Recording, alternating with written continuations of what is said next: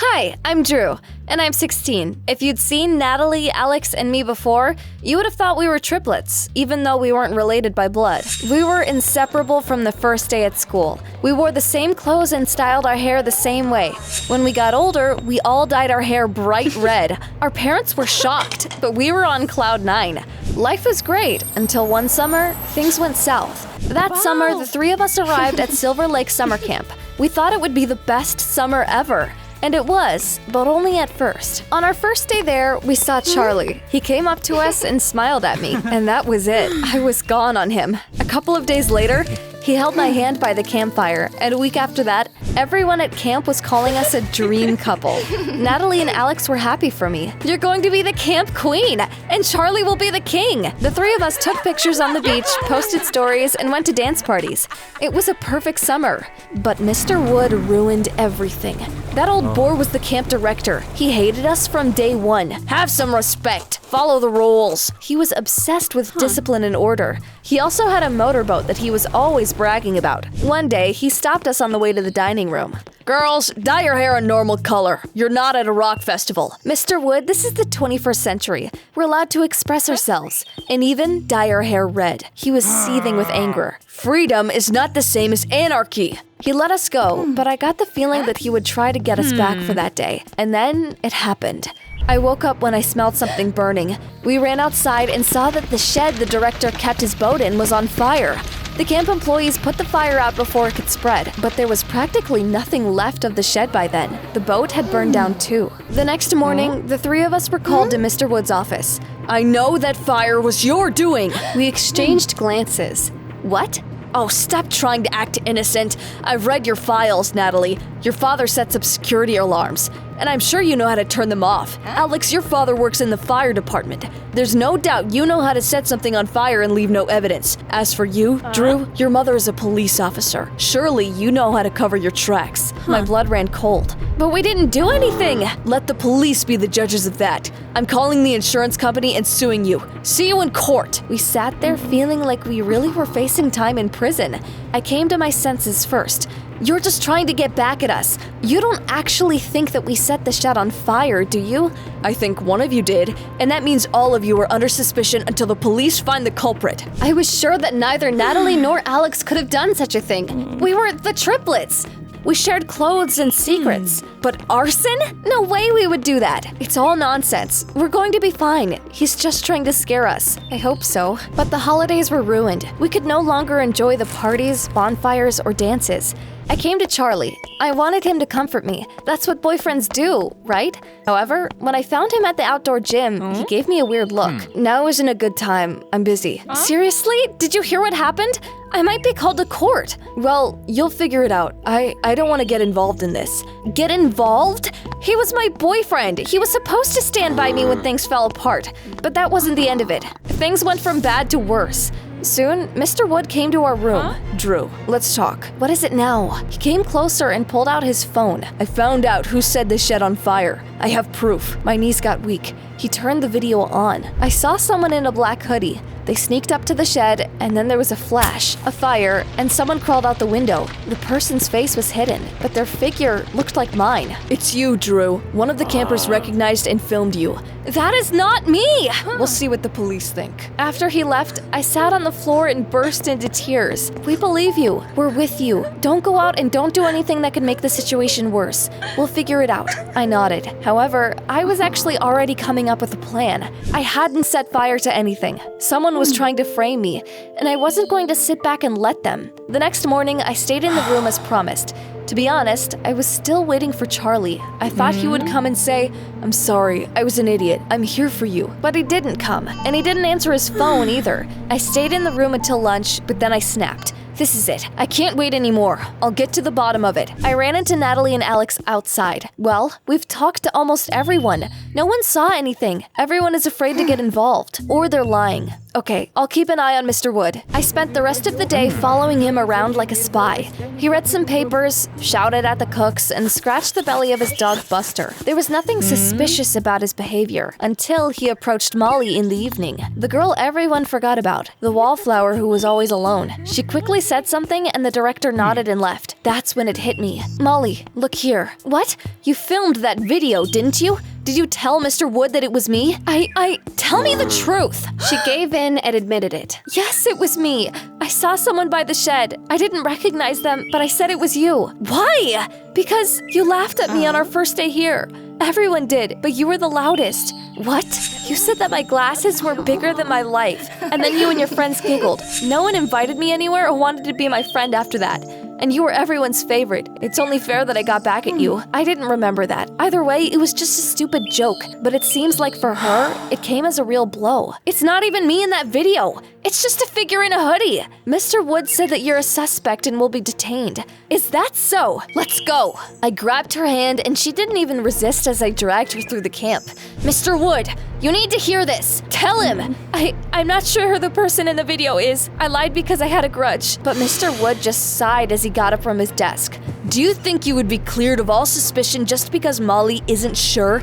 As if. Until the real culprit is found, you are the main suspect, Drew. That's it. Seriously? You don't even have any proof. I have a video, and you have nothing. I couldn't stand it and ran away. I'm sorry, Drew. I didn't mean to. I ran back to our room in tears. Natalie and Alex tried to calm me down, but I couldn't keep quiet anymore. Girls, I can't just do nothing. We need to find the real arsonist. Will you help me? Of course. Yeah, Alex sounded kind of unenthusiastic. I saw my friends exchange a glance. It was only a second, but it was enough. My heart sank. In the morning, I assigned them tasks. Walk around the camp, talk to everyone. Maybe someone saw something. I'm going to find Charlie. They nodded and left. I walked around the camp. A couple of minutes later, I saw Charlie standing next to the dining room and looking at his phone. Charlie! Huh? He flinched, but didn't look at me. Instead, he turned around and walked in the opposite direction. I ran after him. Hey, didn't you hear me? I don't want to talk. Sorry. What's going on?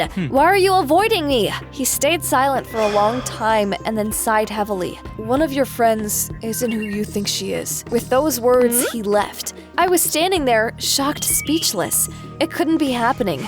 We were the Triplets. We had been together since elementary school, but I remembered how they sounded the day before, and Mr. Wood's words. He said either of us could have done it. What if I decided to make sure and ran to our room? My friends weren't there yet. I came up to their beds. Alex, I hope you'll forgive me. I looked under the bed, opened her backpack, and felt nauseous. There was a black hoodie there, just like in the video. It stank of gasoline. I grabbed it and stormed out of the room. Natalie was at the outdoor gym, and I ran up to her. It was Alex! She has a hoodie just like the one in the video. She hid it in her backpack. It stinks of gasoline. What? I can't believe it. But she's always been with us. Exactly. So that no one would suspect her. While she was doing all that. Something had to be done. And then it dawned on me. Natalie, I've got an idea. It's risky, but if it works, she will show her true colors. Let's do it. My plan went like this. I would sneak into Mr. Wood's office and leave Alex's hoodie on his desk. Meanwhile, Natalie would spread the rumor that the camp director had found evidence and would soon make an announcement. The rumor would quickly reach Alex. She would realize her hoodie had been discovered and try to hide the evidence before Mr. Wood could see it. Finally, the director would catch her in his office red-handed. I felt like a real detective. I was so naive. That evening, while everyone was busy, I carefully made my way to the administration building. My heart was pounding. I quietly slipped into Mr. Wood's office and put the hoodie on his desk. This is it!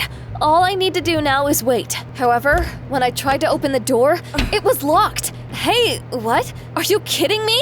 I looked through the crack and almost screamed. Alex was standing behind the door. She locked me in. Alex, what are you doing? But she had already left. I rushed to the emergency exit. However, as soon as I pulled the handle, someone slammed the door shut from the other side. It was Natalie! She locked the door without taking her eyes off me. No! What are you doing? Sorry, Drew. Then I saw Natalie and Alex approach Mr. Wood, who was standing outside. Smiling, they told him something and pointed at the building I was in. I had been framed by my best friends. I frantically looked for a way out. There was a window in the director's office. I climbed onto the windowsill and was about to open it, but it was too late. The director lifted the hoodie and smelled it. Gasoline. The hoodie from the video. You can't deny it was you anymore, Drew. I was locked in an isolation ward, a small room with a grated window. It was meant for sick campers, but I wasn't sick. I was a prisoner. Visiting me was forbidden, for everyone except one girl, the one I once hurt. Over the past couple of days, Natalie and Alex have been hanging around Charlie, giggling, flirting. It's obvious they like him. They must have been jealous of you. I wasn't even surprised anymore. The only thing I felt was empty. But why would they set fire to the shed? That's too much. I overheard them talking to Charlie. They were bragging that they burned the shed to get you into trouble. They wanted to get rid of you so you wouldn't stand in their way, and they could fight over Charlie. I sat in the corner of the isolation ward, numb. They were like sisters to me. Do you want to take revenge? I'll help. No, I don't want to be like them. 2 days later, the insurance investigators arrived, as did my mom. When Mom saw me in the isolation ward, she didn't scream or scold me. She just sat down next to me. Did you do it? No, but I trusted my best friends and thought they were good people. But I was wrong. That's my only mistake, and I'm ready to be punished for it. It'll be the price I pay for seeing the truth. To my surprise, Mom smiled. You've grown up, Drew. It's not shameful to admit that you were wrong about someone. That takes strength. I couldn't help but burst into tears and hug her. For the first time in days, I felt better. Do you want to go home? No, I want to stay. I'm not going to run away like a child. Then here's what we're gonna do. I'll pay for the damages.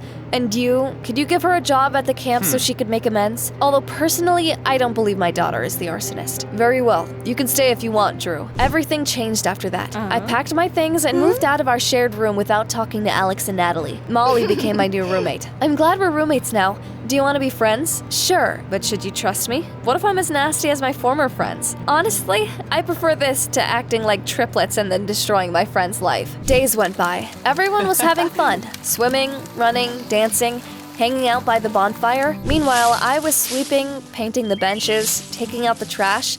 And you know what? I liked it. It felt real. I even did what I had been afraid of for a long time and washed the red dye off my hair. Now, I was a brunette again. However, I wasn't the same. On the inside, I changed. One day, Charlie came up to me. Hi, how are you doing? I'm okay, working. Listen, I want to apologize for staying out of it and not taking your side. It's just that I was confused. You weren't confused. You were just scared. But you're a coward, Charlie. If you'd really liked me, even a little, you would have been there for me. So just leave. And then, there was another incident. The day before the end of the camp session, the pool pump burned out. It turned out that someone had clogged the vacuum line. And you know what was pulled out of it? Alex's skirt. First arson and now property damage? Call the insurers. It wasn't me.